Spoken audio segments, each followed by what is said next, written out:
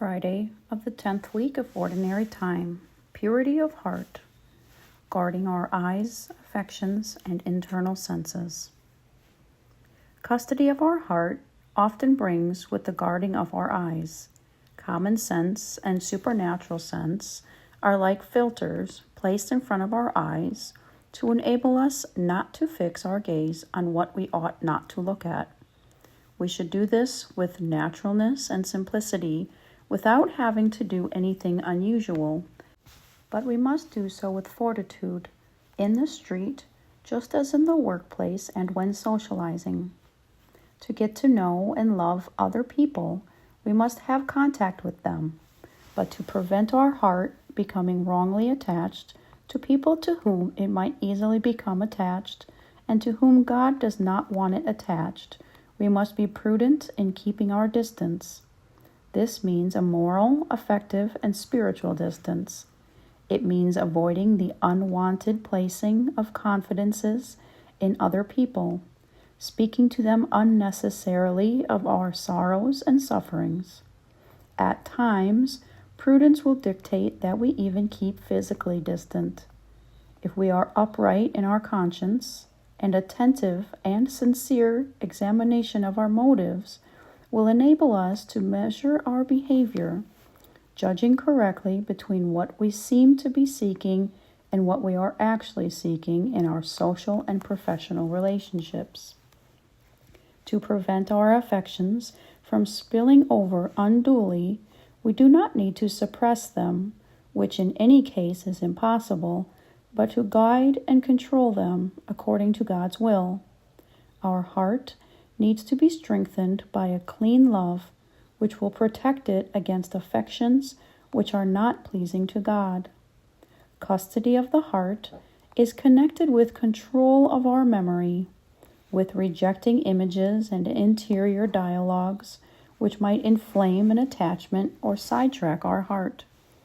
Taking refuge in a hyperactive imagination and opening the door to foolish dreams prevents us from being open to everyday reality.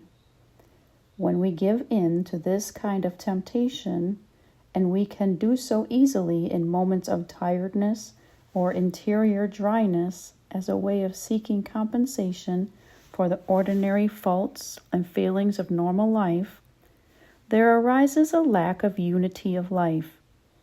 In parallel, there exists an inner world where our vanity is always on top, and another hard, real world where we must achieve our personal sanctifications, doing the good that God expects each of us, man or woman.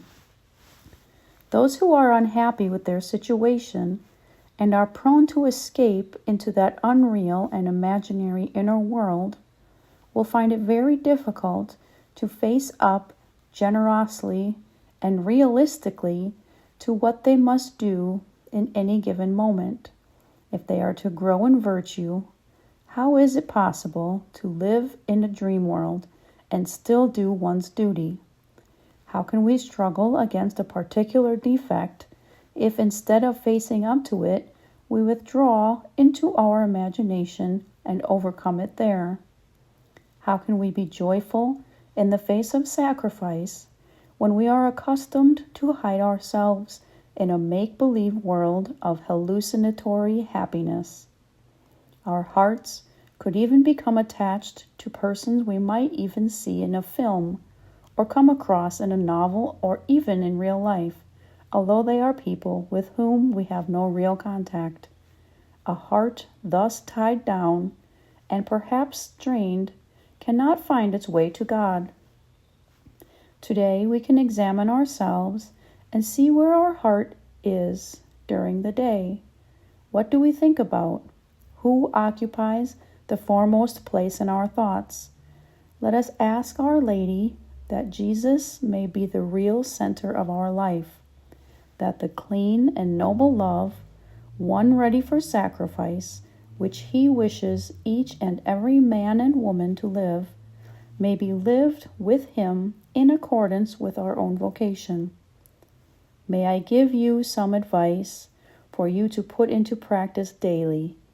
When your heart makes you feel those low cravings, say slowly to the Immaculate Virgin, "Look on me with compassion. Don't abandon me, my mother." And recommend this prayer to others. Don't abandon me. Don't abandon anyone, my mother.